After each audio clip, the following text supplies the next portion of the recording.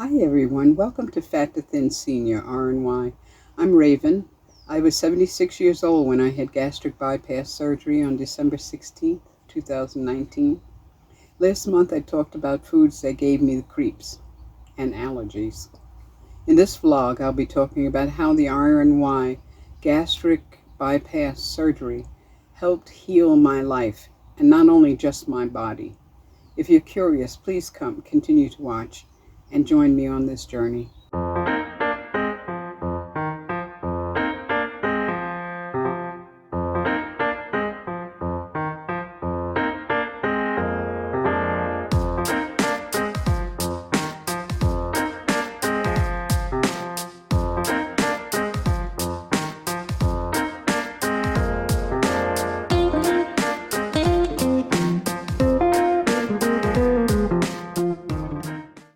I think the biggest thing that has happened to me since the surgery is that I've discovered that I have some courage.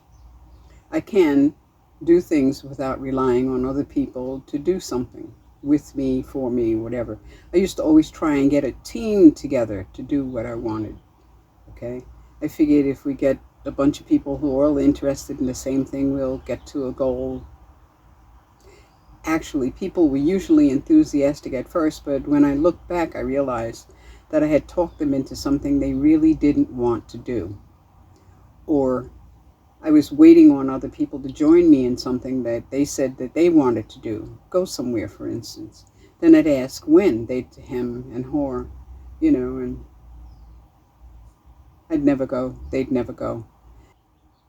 Well, I found that I have the courage to get out and do instead of waiting for something to happen.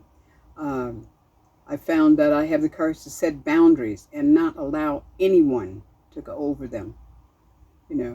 As far as bariatric surgery is concerned, I found that I do have the courage to throw food away without remorse or without my mind going crazy and saying things that parents laid on us. The kids in wherever are starving, as in my case it was Africa. I found that I had the courage to stop eating when I was full and get up and actually scrape the plate into the garbage to say when I've had enough of whatever it is, whether it was food or relationships. I've had enough. It's time to move on. Scrape it off into the garbage. I found that I've had the courage to search through my mind for what's making me want to eat and changing whatever it is. Usually it's boredom. Or I've been avoiding things like cleaning the house or laundry or dishes or something. So I go munch, and there's something I'd go munch for something to make me happy, I suppose, so that I don't have to worry about paying attention to cleaning the house, washing the dish. I don't know.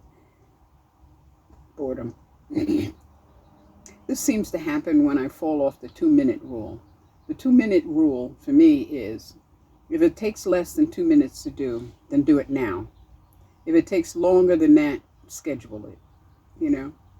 I did stay on the 10-minute rule through exercise, exercise for 10 minutes. And then if you still want to stop, then you're okay to stop because you did 10 minutes. Usually I find that that isn't the case. It's very rare that I only do 10 minutes. I eat when I'm frustrated too. Take, for instance, I'm waiting on, I have a cargo trailer that I want to convert into a tiny home, but it's stuck in storage because there's a car in front of it and we can't get the cargo trailer out of storage until the people who own the cargo trailer come back, and they're on the other side of the world. They're due to come back by the end of September, so we'll see. Then I can get my cargo trailer. But the problem is I've got to wait until the end of September before I can do anything. It's driving me crazy. It's driving me crazy. I think I finally got the courage to admit that I look good in my clothes now that I'm thin. Before it was buy the clothes to cover the bumps and the bumps the extensive amount of fat that I was carrying around. But now I feel I look really good in my clothes, and I feel some pride in dressing. Even if it's just to go walk rally, which is really all I do, you know. I found that I don't eat when I'm working or doing something that I really like doing. I get really focused.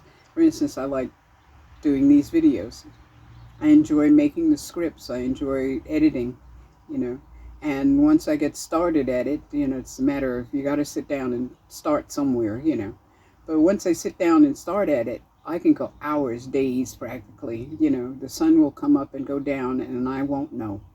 It engages my mind. I mean, I even get into cleaning sometimes. Sometimes I just get on a roll, you know, and before I know it, the house is clean, which is a wonderful thing, but the day is gone. I focus and time goes by and I don't notice. And for me, I think that's one of the better things. Fortunately, Rowley can tell time, and he tells me things like, dinner is I need to eat, or let's go for a walk, or you need to take a break, let's play, you know, which is a good thing. As for walking, I'm up to 1.5 miles a day consistently, and I've walked almost 1,100,000 steps so far this year. I've had courage to polite argue with a friend who said, you don't have to go, you could go swimming, you know, you could go swimming and lose a lot more weight than just walking. You don't have to walk all the time. I told her, I really like walking, period. I don't need to go swimming. I like walking. I found that when I'm thinking a lot and I've got munchies around, I will munch, not notice, eat the whole bag of whatever it is. It's gone. I couldn't tell you what it was or what it tasted like. I was probably trying to solve a problem or trying to learn something. So I found that I just cannot keep munchies nearby if I'm not focusing on eating. I need to really focus on eating when I'm eating. I've found that journaling is a real good reminder of my own courage. For instance, I was digging through trying to find some stuff through storage the other day, trying to find some information, which I never did find, but that's okay. I found this journal that I had started, and this was dated 7/11/18, and I was trying to figure out why I should stay in the relationship that I'm in. So this was the only text for why I should stay. And I said, I want to put money here, but it's not true. I don't need the other person's money. That's all it says. That's the reason to stay. The reason to not stay took up 2 pages.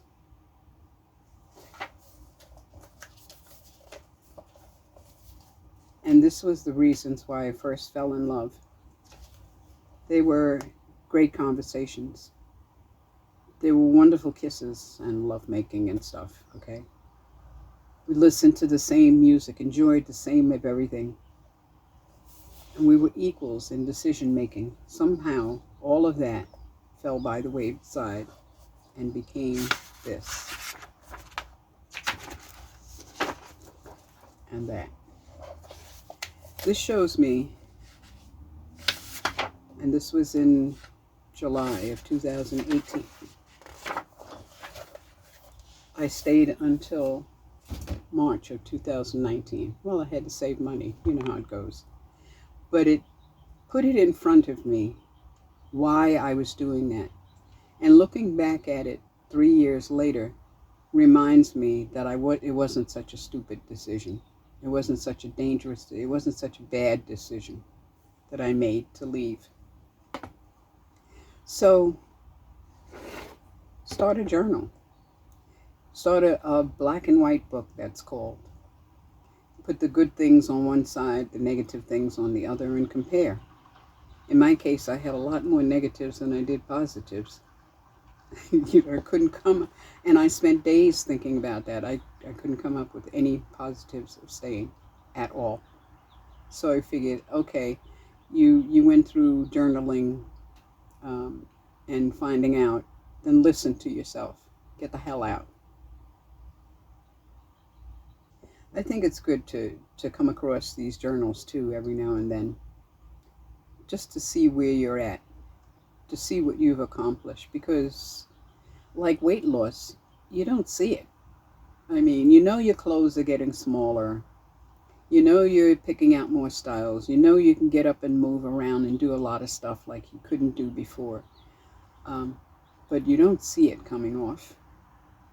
You need to take pictures every now and then so that you can see the changes. Otherwise, you don't see it. I mean, I know I'm thinner than I was before.